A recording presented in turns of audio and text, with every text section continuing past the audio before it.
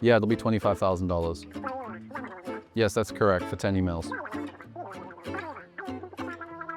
Can you do Wise? PayPal? Stripe? Yeah, I can do Stripe. Of course. I'll send you a link.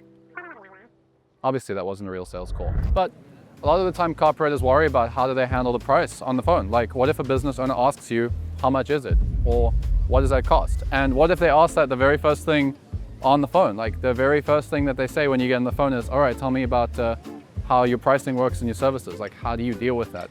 That's what I want to talk to you about in this video. In this video, I want to show you some very, very simple sales tactics, because I'm not a big fan of getting on sales calls, but I've had my fair share of sales calls and I've made over $1 million closing deals, so I can tell you a little bit about my experience. And the biggest mistake I think people have when it comes to sales, especially copywriters, is this idea of like trying to master sales like a tactical, strategic thing. Like you got to try this thing and you got to ask this question, you got to memorize this script. The reality is business owners just want you to help them with their business. And so instead of focusing on what you need to say and how to say it and what to say and blah, blah, blah, blah, what do they need?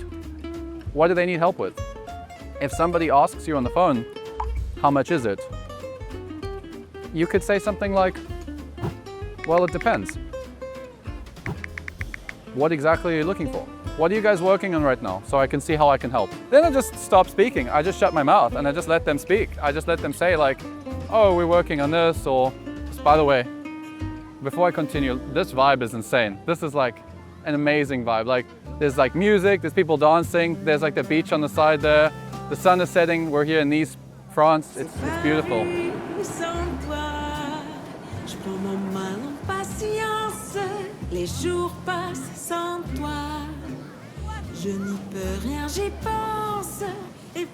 And this is all possible if you know how to close deals.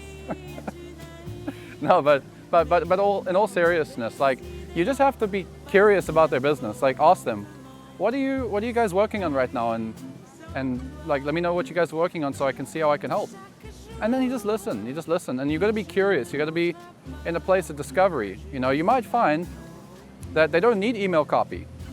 You might find that they don't need landing pages or whatever you thought you were going to sell. I've had a conversation with one business owner. I'll give you an example. I was chatting with him and he was saying, oh yeah, we have this product that we're trying to run ads with and we're trying to sell and we're trying to do this and we're trying to convert the cold traffic. And I said, how does email fit into your current business plan? And then they say like, well, we want to get more sales from our prospects, the people that signed up. And I'm like, yeah, okay, but how is your cold funnel doing? Like, how's the conversions on the cold funnel? Because I'm curious, right? Just tell me about your cold traffic. And they're like, well, we haven't really cracked it yet. We haven't really figured that out. We haven't, like, we're not profitable yet. So I said to them, I was like, okay, well, I wouldn't actually in this situation recommend, based on my experience working with many 7- and 8-figure businesses, I wouldn't really recommend that you do email right now. Because if you do email and we haven't even figured out the cold traffic, I want us to be set up for success. I want you to be making money, immediately. I want you to get a return. If the funnel's not converting, maybe we should focus on the funnel first. What do you think? Something like that. I don't remember the exact words, obviously, but it was like something like that. And they're like, yeah, that makes sense. And so I said, no, I'm not really that keen to do that right now. I'd like, let's talk about ads. Maybe I can make an introduction to somebody that writes ads, or if you want, I can potentially write your ads. And then the conversation went a different direction, right? And so that's like what you want to think about. You want to think about what exactly do they need? And I think a lot of copywriters also get stuck because they want the deal to close. Like, you want that deal. You really need that deal. And they're like, oh man, I need that $2,000. They better need emails, because if they don't need emails, I need that $2,000, right? Like, I get it. I was there too. So the other solution for you that will help you with sales is having more than one sales call on your calendar. Like, if you have multiple clients, potential clients, like about to get on the phone with you, suddenly you're not so attached to the one phone call. It's like you don't need that phone call to close, right? It's like if that deal is not really a good deal, you can say no. A lot of copywriters, they come to me, especially my private clients, they'll come to me and they'll say, is this a good deal? Should I take this deal? And then they like, tell me what the deal is. And I always reply, what if it wasn't a, should I take this deal? And instead you were asking me, which deal? I've got these 3 deals. Which one do you think is the best one? And that's a really good concept. Like, you want to think about that is, which deal? So if you can't say, hey, I've got these 3 opportunities in front of me, I wonder which one I should take, you're looking at this from a place of maybe you have less options, so you kind of want the deal to close. And so there's underestimated how powerful walkaway power is. Like, walkaway power can literally change the entire sales conversation. When you don't need the money, when you already got money, and that's another thing, get money in the bank, right? If you've got a bit of savings, sales gets easier. So for me, I haven't studied a lot of sales. I've taken some courses, you know, I've practiced sales, I've listened to like my own sales calls, I've got feedback, but I haven't really invested that much time into it. So I'm not going to give you guys all these, you know, all these secrets and strategies. I think there's a lot of stuff for free online, but the big things that have helped me and the things I've needed, like, I never really needed some fancy stuff. The biggest thing is, like I said, like walkaway power, having more deals on the table, being very curious about their business, not trying to, you know, sell just because you need the deal. You're just curious and looking for what they need help with. These are very important things.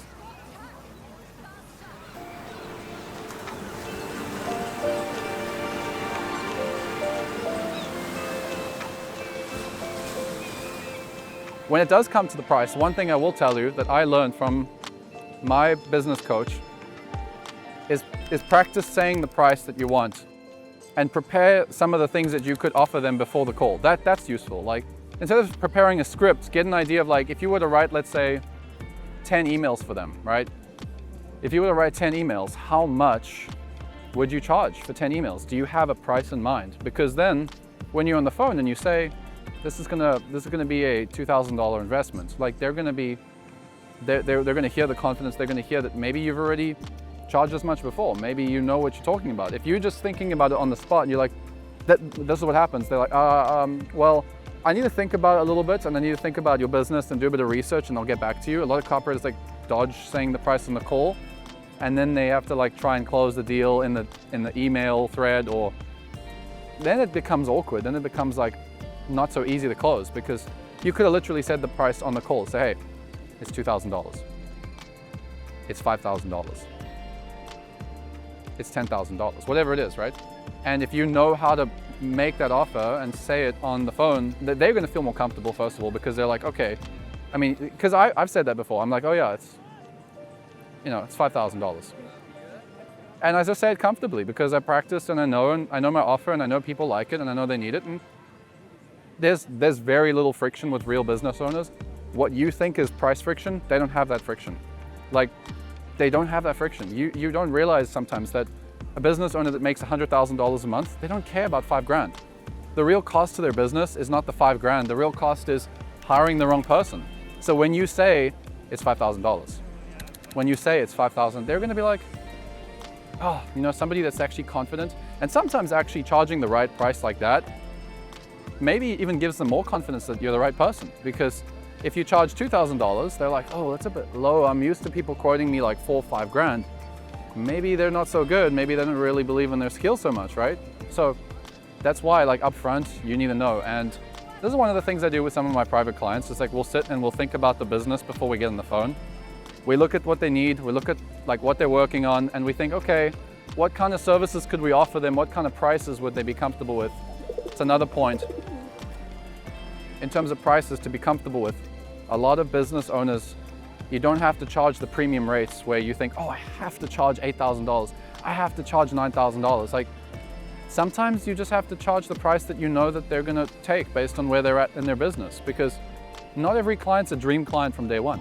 Many clients are dream clients later after you've worked with them. Like, I've turned many of my one-time projects into retainers, and then turn retainers into like recurring premium retainers. Like, you can grow them. You don't have to start with a very small, you don't have to close them as a dream client. You can start small, and if you make the money, you can grow them into the dream business, you know? And so I would really, that's funny. I would really, really recommend that. It's like, you don't have to worry about charging these premium rates. Premium rates come from volume. Premium rates come from working with 10, 20 businesses offering the exact same service. You've done it so many times, you've got so many results. Then it becomes very, very easy to charge premium rates because you've done it so many times.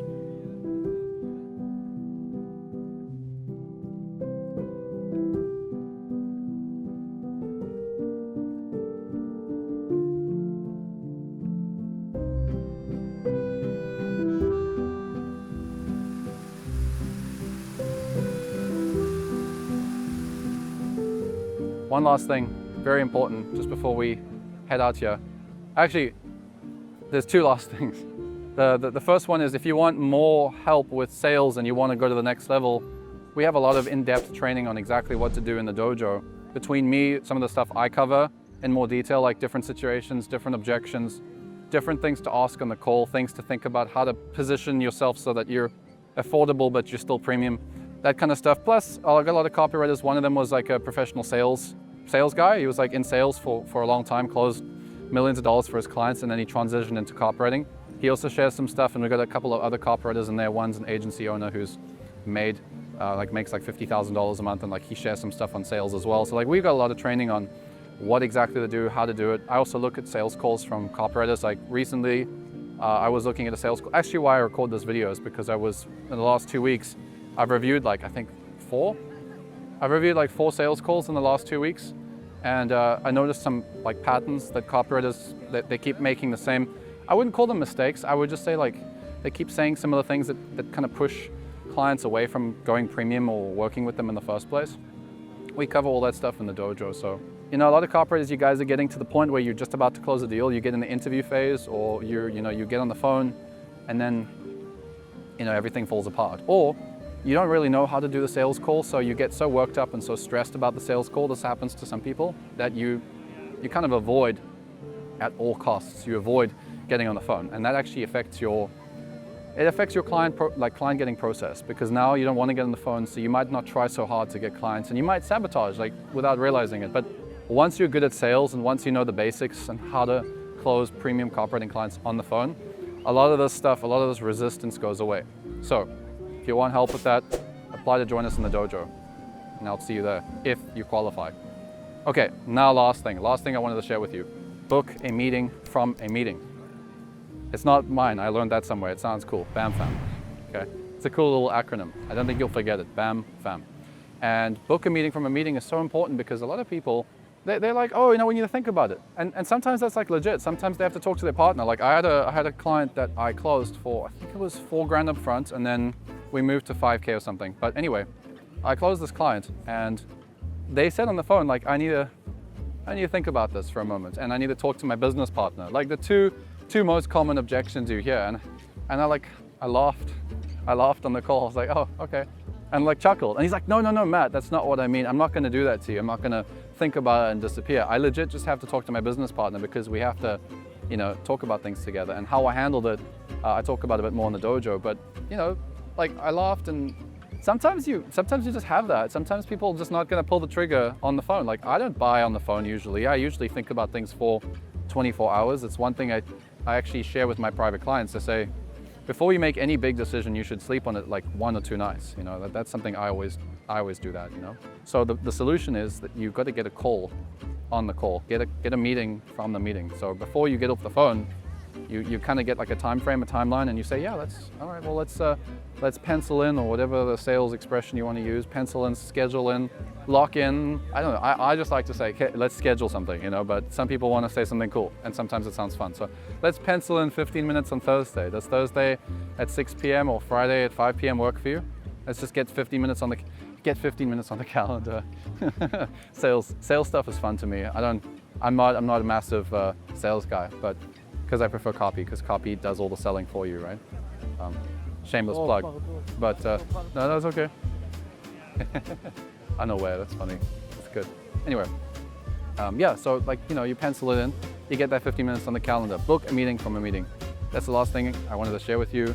Now we'll just go and explore some scenery and take in how beautiful Nice is. It's really nice here.